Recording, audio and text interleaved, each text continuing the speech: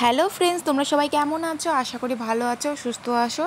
তো তোমাদেরকে আমার এক ব্লগে, মিষ্টির ব্লগে আবার একবার ওয়েলকাম জানাই। তো এখন দেখো সকাল সকাল আমরা রেডি হয়ে গেছি। সকাল না, 9:30 10 বাজে। তো সকালে টিফিন করে নিলাম, ডিম টোস্ট, তারপরে বের হয়ে গেলাম বেডিংপত্র নিয়ে। চলে যাচ্ছি এখন আমরা ট্রেন ধরতে। তো আমাদের ট্রেন কিন্তু আছে হচ্ছে 11টা।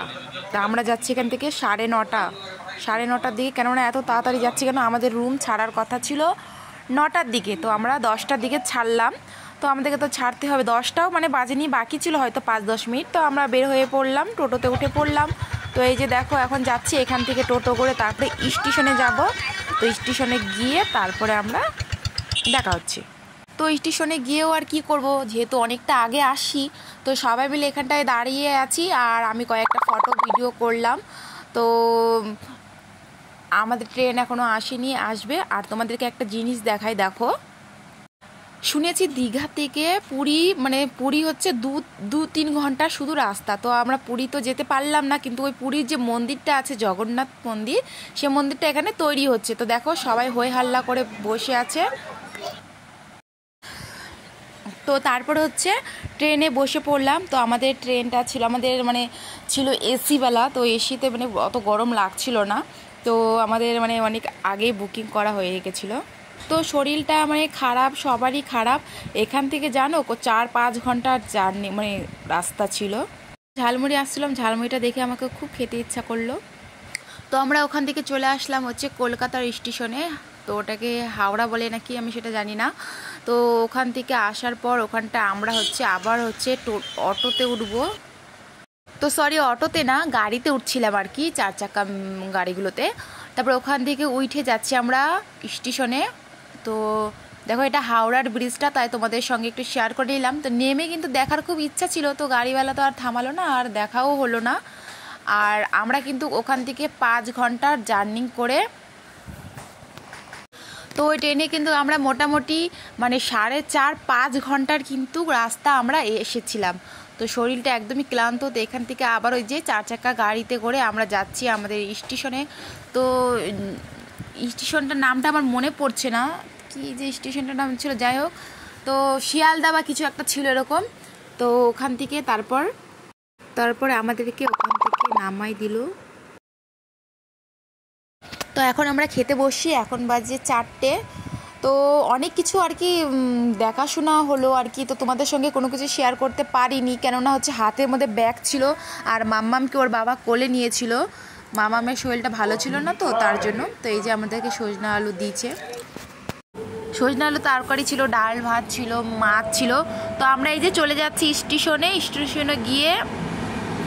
স্টেশনে গিয়ে হচ্ছে ওয়েটিং রুমে আমরা অপেক্ষা করব, কেননা এখন বাজে 5টা আর আমাদের ট্রেন আছে 8:16-তে, তার জন্য।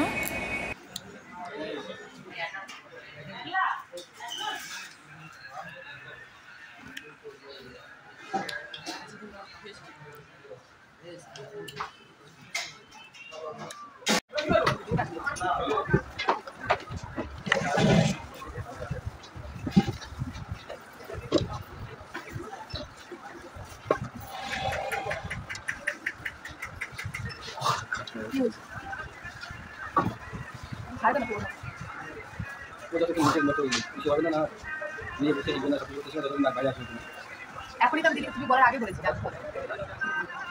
কিছু করছে, কি করছে? বাথরুম যাচ্ছে, বন্ধ পায় আবার রুমাল নিয়ে গেলাম, রুমাল না রাখেন, ও রুমাল নিয়ে বসে হচ্ছে। বাচ্চারা বাথরুম যাচ্ছে, গন্ধ পায়, বাড়াতে নিয়ে আসছে, রুমাল নিয়ে বসছে, তাও পারা হচ্ছে। আমি টাকা বলা লাগাইছি আমি, কথাটা ভালো না, ভালো লাগে না, টাকা ভয় ভাই একদম হাসি পাইছে। গেলে আমি আগে ঘুরতে ছিল, তোমার টাকা বাড়ি ঘুরতে আসছি না, এটাকে আমি সামলাতে আসছি। ভাই তো ঘুরতেই হবে, যা আমার ভাই। তো ফাইনালি আমাদের ট্রেন চলে আসছিলো, তারপরে চলে গেলাম আমরা ট্রেনে বসে পড়ছি। তো দেখো আমাদের এখানেও এসি ছিল, তো আমাদের দুটোই ট্রেনে এসি বুক করা ছিল আগের থেকেই। যাওয়ারটা নর্মালে গিয়েছি, কিন্তু আসারটা এসি ছিল, কেননা প্রচণ্ড পরিমাণে কোনো গরম ছিল।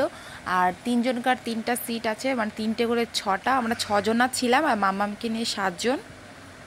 তো তো মাম্মামকে নিয়ে 7 জন, তো আমাদের 7 জনের মধ্যে হয়ে গেল। মাম্মাম আমার কাছে ছিল, দুজনকার জায়গা হয়ে যায় তো মা বেটির। তো দেখো সবার শরীর পুরো ক্লান্ত, মনে শুলে বাঁচি। তো এখানে আমরা হচ্ছে ডিনারটা নিয়ে আসছিলাম। আমি তো লাঞ্চ করে আসি, ডিনারটা নিয়ে আসছিলাম করে। তো দেখো বিছানা টিছানা, তো এখানে হচ্ছে বালিশ, কম্বল, ঢাকা সব কিছু দিয়েছিল। আর সব কিছু একদম সাদা সাদা, ঢাকাটাও সাদা, নিচে পাতানোটা সাদা, বালিশটাও সাদা। একদম কি ভয়ঙ্কর, মনে হচ্ছে কি মারা গেলে কীরকম দেয়। এই যে আমাদের মাম্মাম, ওর মানির কাছে আছে, মাম্মি আর মানির কাছে, ওদের কাছেই থাকে, আমার কাছে থাকে না।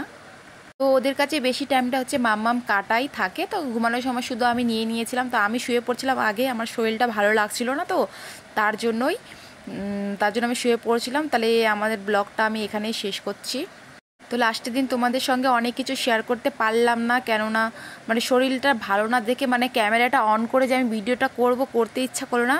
তো চলো টাটা বাই বাই, কমেন্ট করে অবশ্যই জানাবে কীরকম লাগলো।